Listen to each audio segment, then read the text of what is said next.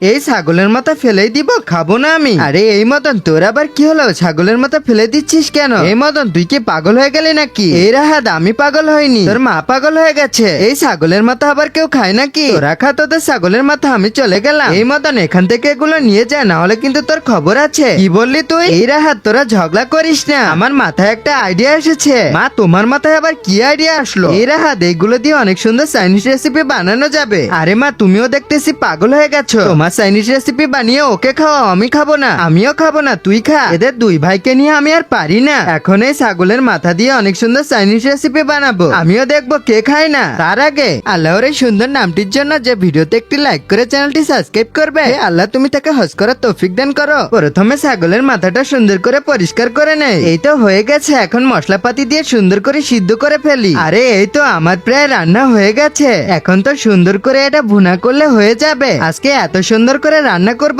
দেখবো ওরা না খেয়ে কোথায় যায়। রাজু, কোথায় গেলি রে? আমার রান্না করা হয়ে গেছে। কি বলছো? একটু টেস্ট করে দেখি কেমন হয়েছে। তুই তো বললি খাবি না, এখন খেতে আসলি কেন? আরে মা, একটু টেস্ট করে দেখি। অনেক মজা লাগছে। সত্যি রাজু, অনেক মজা।